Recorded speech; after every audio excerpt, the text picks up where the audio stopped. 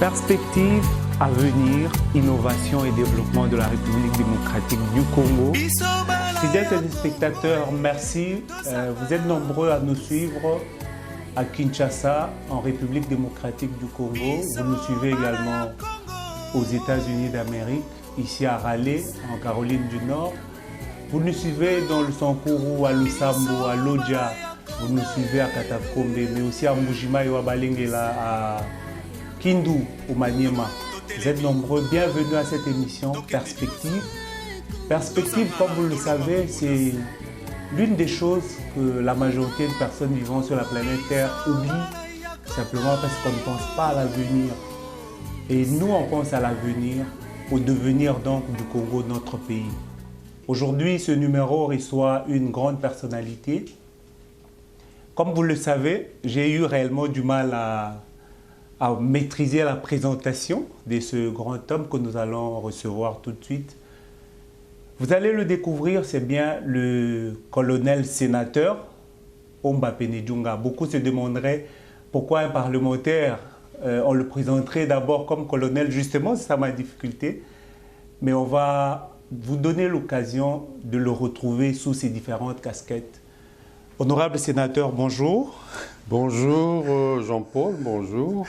Vous avez vu comment on a eu la difficulté de vous présenter. Quelle est la meilleure présentation de vous-même? Ce serait difficile de vous indiquer la meilleure présentation à prendre pour m'interroger ou pour m'interviewer. Mais je pense pouvoir laisser ça à vos soins. C'est vous qui pourrez juger quelle est la qualification utilisée pour les différentes questions que vous auriez à me poser.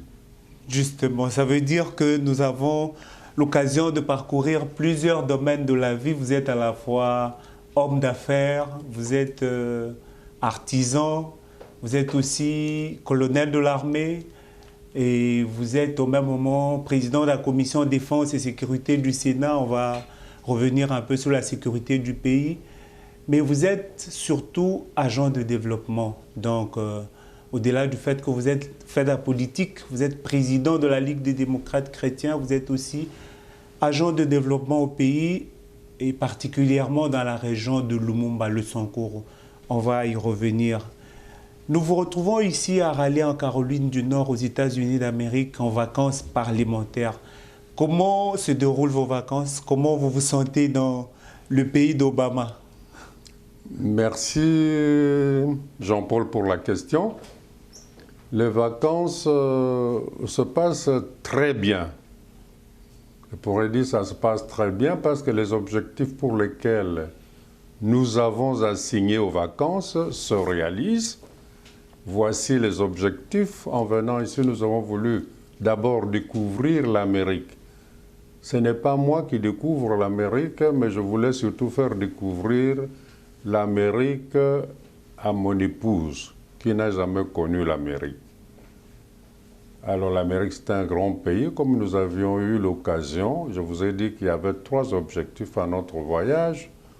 D'abord, venir rendre visite à notre belle-sœur, Maman Marie, qui est actuellement en coma aux États-Unis. Ça dure un temps.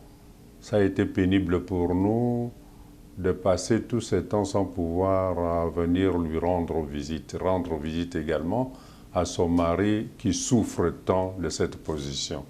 Vous savez, ce sont là des événements pénibles et nous avons voulu nous associer aux peines et à la souffrance de notre frère. Ça, c'était la première raison. La deuxième raison, c'est que nous nous proposons, si Dieu veut, pouvoir nous présenter comme candidat gouverneur de la province du Sankuru. Et nous avons dit, tiens, ce serait hasardeux de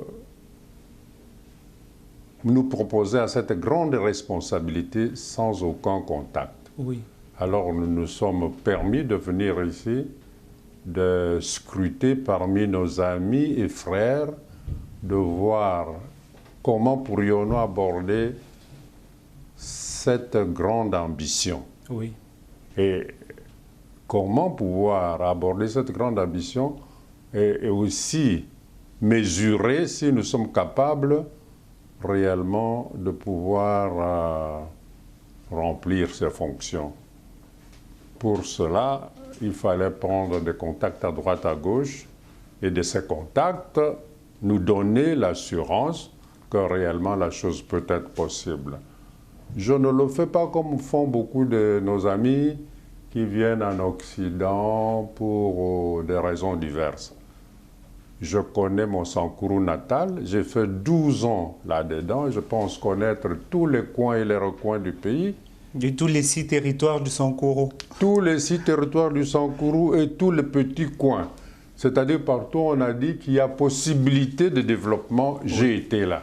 Oh, c'est formidable. Donc, je sais de quoi je parle.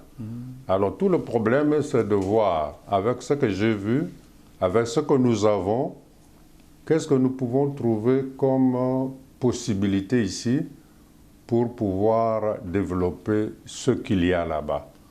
Parce que vous savez, le développement, ce n'est pas un problème de maison, ce n'est pas un problème de personnel. Le développement, c'est un problème d'ensemble. C'est un problème économique avant tout. Parce que quand qui parle de développement, pense d'abord comment on peut vendre et comment on peut acheter. Oui. Pour vendre, il faut produire. Et pour produire, il faut s'aimer. Et il faut s'aimer beaucoup. C'est quand vous n'en avez plus besoin qu'il est possible de vendre.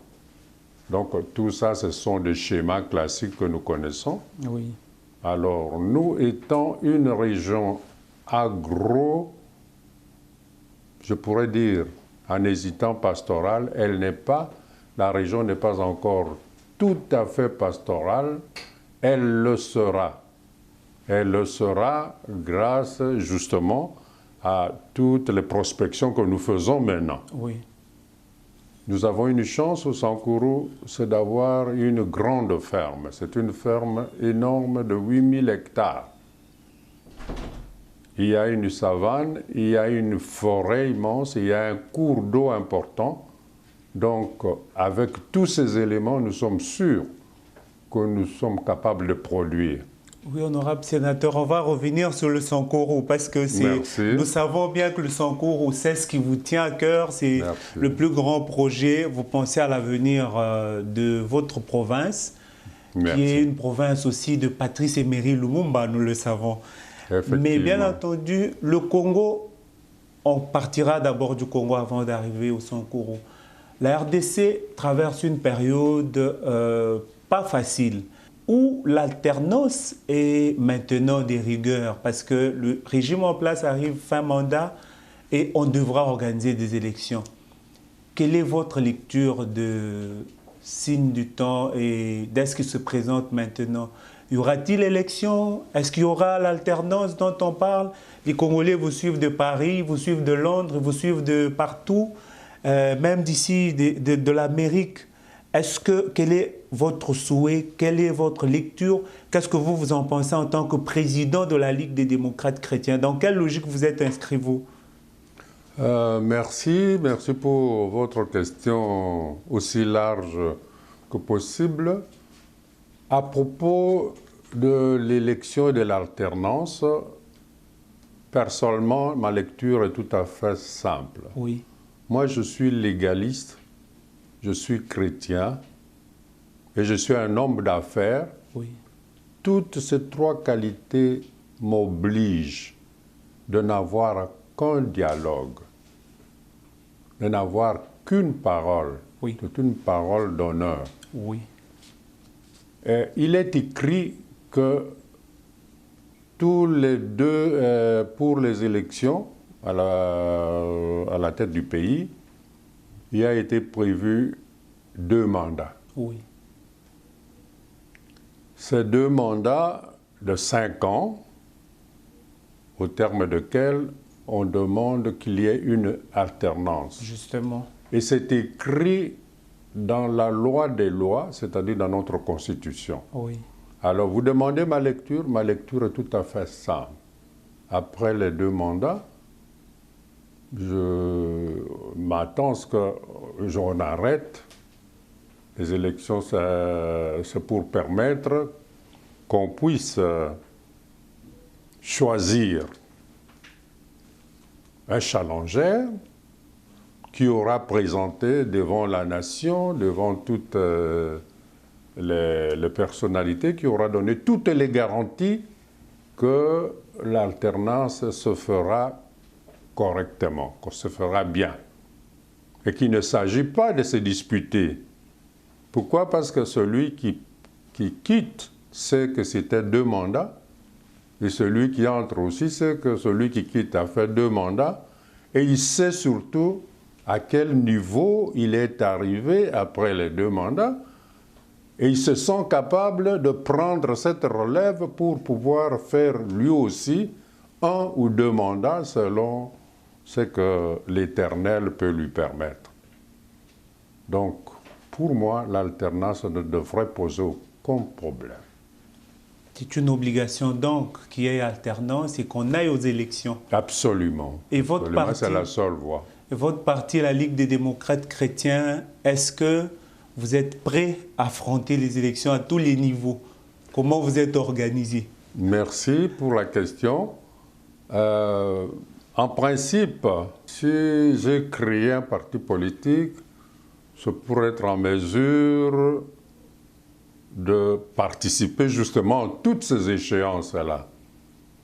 Mais je vous dirais que ce serait présomptueux de ma part de dire que je suis capable de participer à toutes ces élections. Mais dans tous les cas, pour nous, la Ligue des démocrates chrétiens, comme vous voyez là-bas, je porte 2 étiquettes importantes.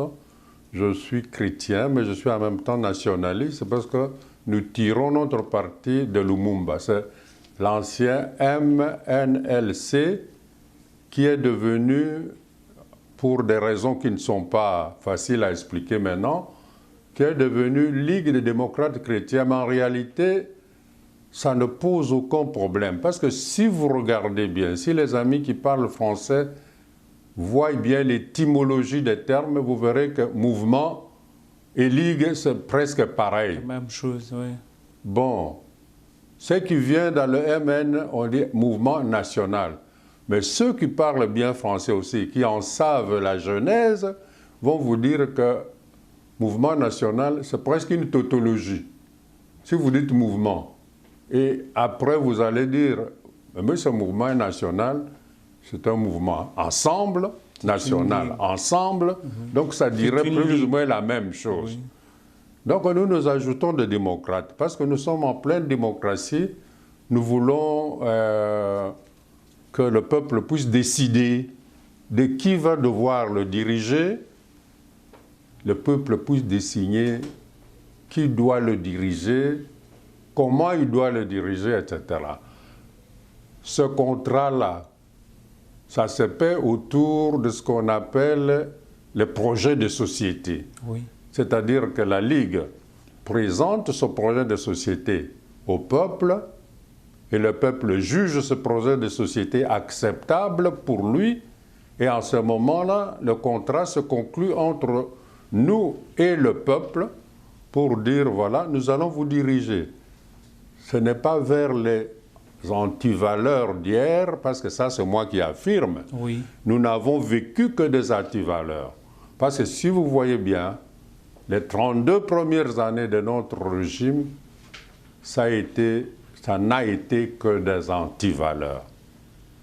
Avec le changement intervenu, nous pensions qu'il allait y avoir un changement qualitatif, malheureusement. Ce sont les mêmes antivaleurs qui continuent.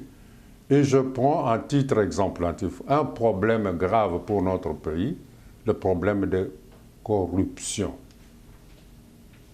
Mais dernièrement, les autorités du pays, la haute autorité morale du pays, venait de désigner un conseiller, un homme de droit, oui, pour lutter contre la corruption. Pour lutter contre la corruption. Oui.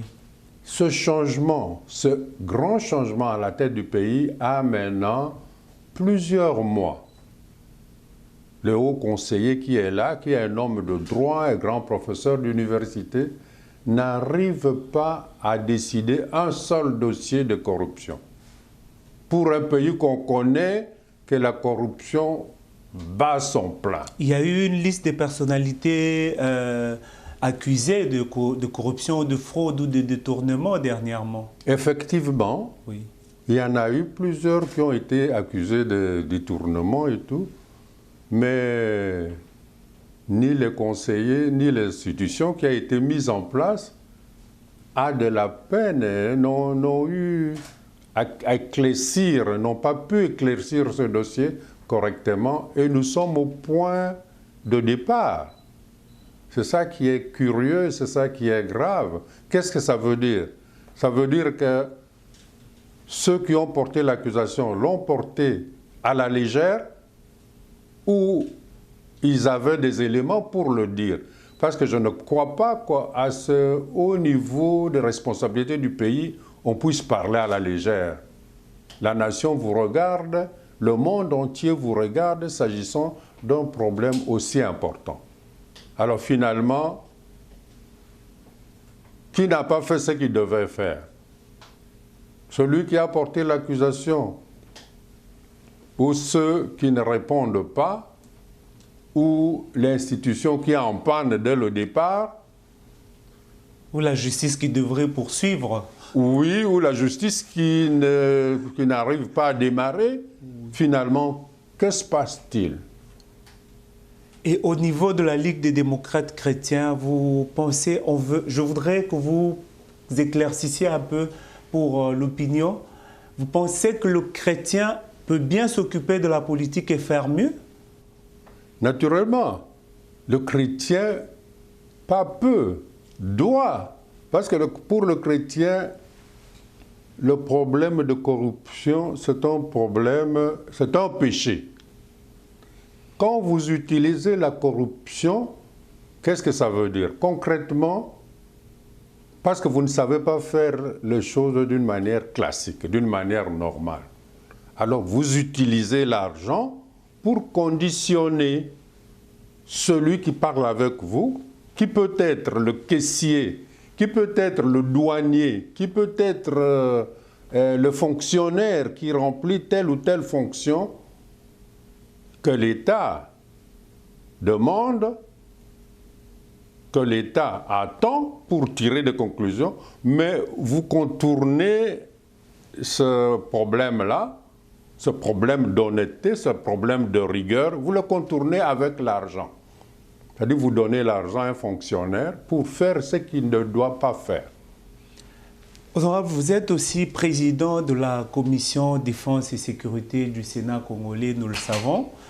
Et vous êtes officier formé à l'École royale militaire de Belgique. Vous avez géré les services de sécurité du pays pendant 10 ans, autour du président Mobutu. Et aujourd'hui, vous avez soulevé une question d'actualité avec débat, malheureusement qui n'a pas pu avancer sur la sécurisation du pays en général et de la partie est de la RDC. Qu'en est-il de votre question? Qu'est-ce que vous voulez réellement en parlant des frontières, en parlant de l'armée congolaise? Merci, monsieur le journaliste. La question que j'ai eu à poser, ça a été une question très importante. Elle a été posée à propos parce que nous avons 10 370 kilomètres de frontières. Oui. De cette frontière-là, nous sommes en confrontation. Nous ne sommes pas en confrontation, ce n'est pas une guerre. Mais disons, ça nous relie à 9 pays voisins. Et parmi les 9 pays voisins, nous n'avons de problème qu'avec quelques-uns. Notamment, le grave problème que nous avons à l'Est, ce n'est un secret pour personne. Mais c'est toujours avec le même pays que nous avons les problèmes de plus en plus graves. Or, on sait que tant que dureront les guerres, Oui. nous n'aurons jamais la possibilité de nous développer. Alors la question que je me pose, faudra-t-il qu'on joue trop longtemps avec nos frontières qui sont là, qui sont mesurées? Je n'ose pas parler des pays, des noms de pays, vous connaissez avec qui nous sommes en confrontation tout le temps, toujours les mêmes. Et vous savez que le problème qui s'était posé dernièrement, c'était le problème de nous rassurer sur cette frontière-là. Cette frontière a des limites, c'est 200, c'est pas moins 27 km. Ça n'a pas d'importance parce qu'entre les frontières, il y a des frontières naturelles, il y a des frontières liquides, il y a des frontières terrestres. Mais ma question pertinente et ma suggestion en tant que spécialiste de l'armée, quelqu'un qui a étudié les problèmes et qui a fait ces études-là, c'était de stabiliser cette frontière. Et beaucoup de discussions ont été tenues autour de ce problème. Alors moi, j'ai cru devoir lever la voix parce que je pensais que j'avais une solution à proposer. La solution est la suivante. J'ai considéré que dans des pays africains, généralement, les frontières sont le fait des colonies. Oui. Les colonies ont pu diviser ces frontières selon leurs intérêts. Donc, ce n'est pas nous qui avons décidé de ces frontières. Oui. C'est la raison pour laquelle nous voyons que dans certains coins, certains pays, une tribu importante a été divisée en 2 ou 3 parties. Je prends pour exemple, comme ça, oui, les Lunda, au sud-est du pays. Les Lunda sont divisés entre le Congo, l'Angola, oui, et peut-être un peu la Zambie. Oui. Voilà, une grande tribu, un empire d'ailleurs, divisé entre 3 pays. Si on demandait à ces gens-là, je pense qu'ils diraient non, laissez-nous ensemble, on est des frères, pourquoi vous voulez nous séparer? Mais comme ça n'a pas été fait par eux-mêmes, ça a été fait par la colonie, oui. Les Belges ont voulu garder leur Lunda. Les Angolais ont gardé les leurs, les autres aussi. Alors, qu'est-ce que... je pense que le problème de notre frontière de l'Est se pose exactement de la même manière. Mais la différence, c'est que nous sommes en guerre et là-bas et chez nous. Et cette guerre-là a divisé plus là que chez nous. C'est la raison pour laquelle maintenant on se pose la question de savoir, est-ce que c'est dans l'intérêt de nos 2 pays d'avoir ce type de guerre, de guerre perlée, je peux dire. Oui. Est-ce que c'est dans notre intérêt, est-ce que nous, eux et nous, est-ce que nous pouvons aller de l'avant en ayant des guerres alternativement là et chez nous? C'est la raison pour laquelle j'ai dit, si nous voulons avoir la paix, il est possible de l'avoir. Mais parce que les frontières sont tellement, comme on dit, nos frontières sont poreuses. C'est-à-dire, on peut passer d'une frontière à l'autre sans aucune difficulté. Et pour ceux qui ne le savent pas, notre frontière de l'Est, elle est de plus scandaleuse en quelque sorte. En quoi? Vous ne verrez rien. Il n'y a pas une frontière naturelle. Justement. C'est la savane, un peu de savane là. Et puis ensuite, la frontière a été tellement mauvaise. Sur les 22 bornes, aujourd'hui, il n'y en a aucune qui nous sépare avec ses frères. Alors, qu'est-ce qui se passe? C'est que les gens ont construit des maisons. Oui.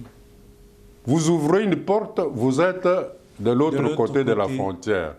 Dans un autre vous ouvrez une fenêtre, vous êtes au Congo. Voilà. Et voilà pourquoi la situation de nos 2 pays est confuse. on ne voit pas de frontières. Donc, qu'est-ce qui va arriver? Tout le temps, il y aura des viols de frontières. Donc, il y aura des guerres. Raison pour laquelle, j'ai dit, pour éviter ces guerres et pour permettre à ces deux pays de se développer, pourquoi ne pas faire une ligne? Les militaires appellent généralement une ligne. Mais une ligne, qu'est-ce que ça veut dire? Ça veut dire qu'on pourrait éventuellement faire un mur. Et il n'y a pas de honte à cela. Et vous vous référez à la frontière entre le Mexique et les États-Unis? Exactement, que j'ai visité. J'ai été, l'Amérique m'a donné l'occasion de venir voir leur pays. Et le problème que nous avons affronté, c'était le problème des frontières. J'étais au sud, à San Antonio, et nous avons pu voir cette longue frontière de plus de 3000 km. La hauteur de ce mur est de 4 ou 5 mètres. Oui. Pourquoi la Grande Amérique a pu faire ce mur-là? On aurait pu dire mur de la honte.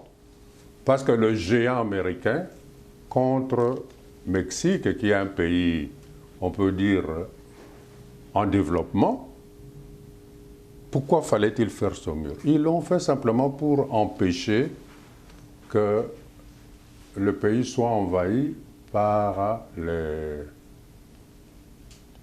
des clandestins, d'abord. Ils ne voulaient pas de clandestins et ils ne voulaient pas ensuite qu'il y ait des drogues. Deux raisons principales et deux raisons importantes pour lesquelles l'Amérique a fait ce qu'elle a fait. Et nous, il y a plus que ça. Nous, il y a aussi des problèmes d'infiltration des hommes. Oui. En plus de ça, il y a l'infiltration des armes tout le temps. Qui crée l'insécurité permanente. Et l'insécurité est permanente. Oui. Donc, si nous voulons avoir la paix, si nous voulons que ce coin, ces provinces de notre pays puissent se développer, il faut absolument qu'on fasse ce mur qui nous laissera un peu la paix et qui permettront à ces deux coins-là de se développer. Voilà un peu. Perspective, avenir, innovation et développement de la RDC. Nous suivons quelque chose et on se retrouve juste après cet élément. Perspective, avenir, innovation et développement de la République démocratique du Congo. Perspective, mesdames et messieurs, frères et sœurs, vous êtes nombreux à nous suivre sur le net, mais aussi dans les médias de Kinshasa.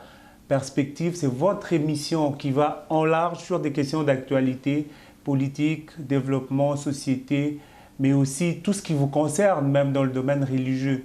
Honorable sénateur, aujourd'hui, le Sankuru est devenu la nouvelle province. Comment vous avez accueilli la nouvelle qui crée le Sankuru comme province? Merci Jean-Paul pour la question. Je voudrais remettre un peu ta question à l'ordre. Les provinces existent depuis déjà des années. Disons, c'est la mise en œuvre. Justement. C'est la mise en œuvre de provinces que nous célébrons. Oui. Et aujourd'hui, après avoir entendu plusieurs années, voici enfin ces nouvelles provinces prêtes d'être mises en œuvre. Mais on dirait que c'est une nouvelle qui a été une nouvelle qu'on nous donne, on nous la donne parcimonieusement. Et ça m'inquiète beaucoup. Au lieu que nous soyons tout à fait libres d'accueillir ça avec ovation, avec beaucoup de joie. Oui. Pourquoi avec beaucoup de joie? Parce que notre pays et ses 26 provinces a attendu longtemps pour décoller, pour se développer. Et on a toujours dit que si ce pays ne se développe pas, simplement parce que Kinshasa s'accapare de tout. Kinshasa veut tout faire. Kinshasa veut tout morigéner. Et ce n'est pas bon. Et tout le monde, et de tout temps, on a toujours dit oui, pour voir le cinéma, il faut aller à Kinshasa. Pour faire n'importe quoi, il faut aller à Kinshasa. Ce n'est pas normal. C'est la raison pour laquelle on a trouvé que si on rapprochait les administrateurs des administrés, oui, on va permettre le développement. Et nous avons entendu cet avènement depuis longtemps. Voici que cet avènement est arrivé. Aujourd'hui, nous avons les 26 provinces. Tout est divisé, tout est prêt pour que ça fonctionne. Il ne reste plus que les acteurs. Alors là, il y a des problèmes. Tantôt, on dit qu'il faille élire les gouverneurs. Et c'est ça que permet la Constitution. Et les assemblées provinciales ont été déjà démembrées ou créées. Les provinces ont été créées, tout a été partagé, oui. Le patrimoine a été partagé. Oui. Alors le problème qui se pose maintenant, c'est l'acteur, le programme, ou je peux dire le calendrier pour ces acteurs a été déjà fixé. Alors, tout dernièrement, nous avons appris qu'il pourrait y avoir 2 élections. Au niveau de ces acteurs-là, la première pour couvrir le gap entre maintenant et la fin de l'année, ou maintenant et le mois de janvier. Oui. Et deuxième élection de gouverneur de province, ça va se faire d'abord par le canal de l'élection provinciale pour le nouveau acteurs qui doivent voter réellement le gouverneur pour 5 ans. Donc les députés provinciaux. Les députés provinciaux d'abord, oui. Les sénateurs ensuite et les gouverneurs enfin. Enfin, oui. Donc ça fait 2 parallèles. Oui. Une des questions qu'on pourrait se poser, c'est de dire pourquoi 2 fois les gouverneurs? Pourquoi ne pas le faire au même moment? Pourquoi ne pas le faire au même moment? Et ça ne vient pas à un jour près. Parce qu'on a pu attendre longtemps, depuis les anciens gouverneurs.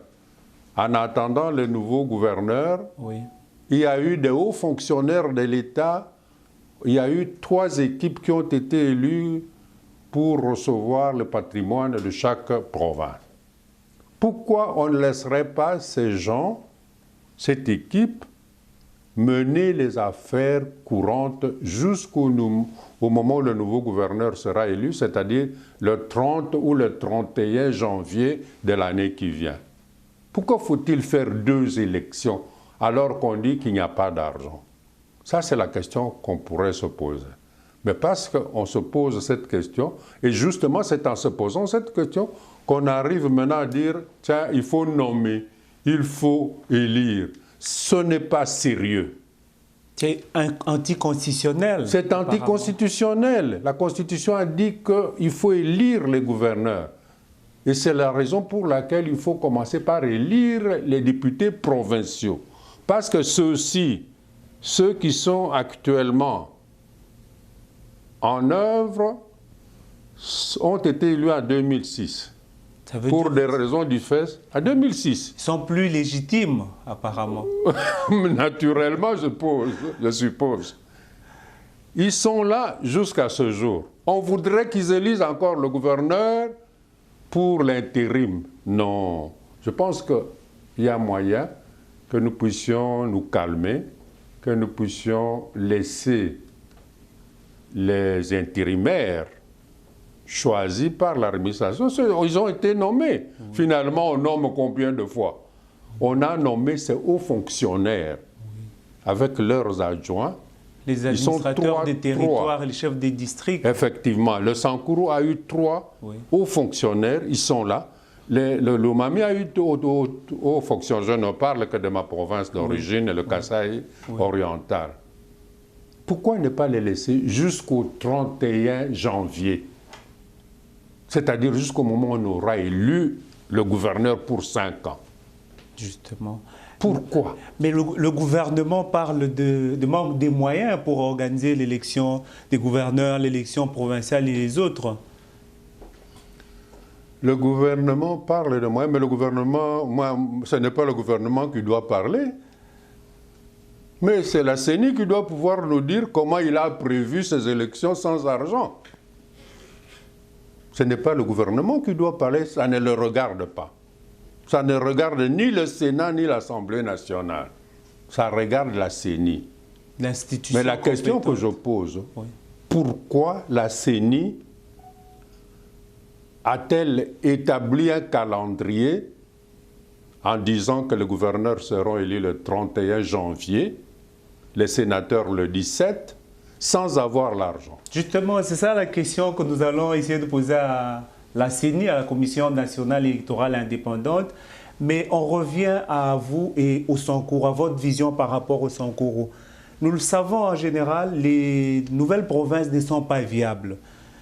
Sur base de quelles ressources pensez-vous, en tant que gouverneur du Sankuru, développer le Sankuru?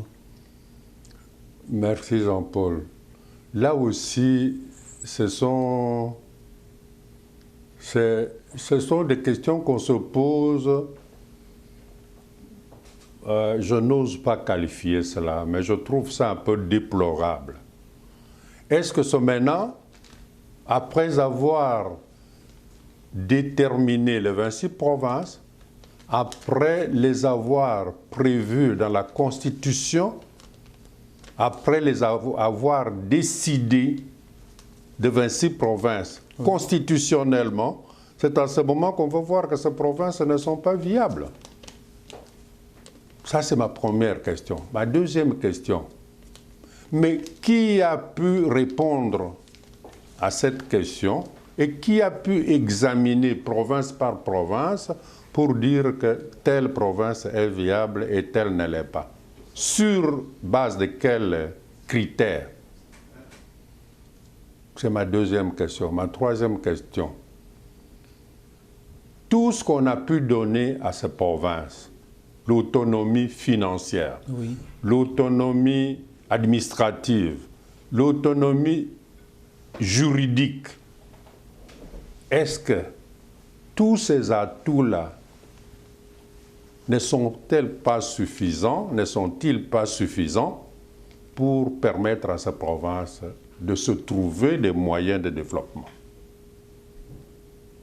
Donc, vous affirmez qu'il y a réellement des moyens de développement, mais quelles seraient les ressources sûres pour développer, par exemple, le Sankuru? Mais je vous ai dit, Jean-Paul, le Sankuru, c'est une province agricole, principalement. Oui. C'est-à-dire une province pour cultiver les biens, cultiver la nourriture, cultiver des biens d'exportation et des biens de première nécessité pour le coin. Principalement ça. Mais nous-mêmes, nous pouvons ajouter que l'élevage aussi nous intéresse. Nous n'avons qu'une ferme qui m'appartient moi-même, mais que j'ai laissé à la disposition du Sankuru pour des raisons personnelles. Vous avez parlé d'une ferme de 8000 hectares. Exactement. Qui se trouverait à Wechinjadi ou bien qui se trouve à Dikonda. Dikonda à l'origine, Wechinjadi est venu ensuite, mais enfin, c'est le nom. Oui. Tout le monde identifie cette ferme. Avec ces trois noms, vous dites Kabi, tout le monde comprendra. Oui. Si vous dites Wechinjadi, aussi ils comprendront, ainsi de suite. À 60 km de Lodja exactement. Et c'est une ferme qui permet tout. 8000 hectares, c'est la dimension des pays, de certains pays. Et il y a la savane, il y a la forêt, et il y a un grand cours d'eau. Vous l'avez déjà exploité? Naturellement, on l'a exploité. Nous avons travaillé à la ferme pendant 10 ans. Si nous avons arrêté d'exploiter la ferme, c'est pour certaines petites raisons qui ne nous ont pas permis de continuer à cette époque-là. Oui. Et certainement, c'est parce qu'il n'y a pas, on dirait qu'il y a manqué un peu d'expertise. À un moment donné, nous avons arrêté pour mieux nous équiper. Et maintenant, nous avons mêlé la Banque mondiale, on a fait une étude, elle est là, c'est une ferme bancable, donc nous sommes en train de chercher l'argent pour son développement. Et si cette ferme peut nous permettre de fonctionner, pourquoi le Sankuru ne serait-elle pas viable? Le Sankuru sans la ferme, on peut dire que c'est non viable, mais le Sankuru avec les possibilités que lui a trouvées la Banque mondiale, que lui ont trouvé tous les experts, Pourquoi ne serait-elle pas viable? Et la route, parce que le Sankourou est fortement enclavé. Les routes pour développer le Sankourou existent. Elles sont d'ailleurs en ce moment aussi opérationnelles dans la plus grande partie. Pour le petit peu qui reste, nous allons pouvoir avec des idées nouvelles. Et les idées nouvelles ne sont pas si nouvelles que ça. Je parle des cantonnages. Les cantonnages ont toujours fonctionné chez nous et ont toujours fonctionné au Congo. Et ça a donné des résultats. Moi-même, je me souviens que vers les années 60, quelqu'un pouvait quitter avec une V8. Et tout le monde sait qu'une V8, c'est tellement de voitures basses. Oui. Bon, il quittait de Matadi pour arriver au Kivu. En passant par le Sankourou, bien sûr. Naturellement, en passant par le Sankourou. C'était faisable. En 60 également, on pouvait quitter Kananga et aller jusqu'à Kisangani en 2 jours. Donc, c'est un problème d'organisation. Quand nous serons là, les gouverneurs vont fonctionner. Personne ne voudrait être dans l'enclavement. Nous allons ouvrir des voies. Ça, c'est de 1. De 2, est-ce que vous savez que, par exemple, le Sankourou est sillonné par des cours d'eau?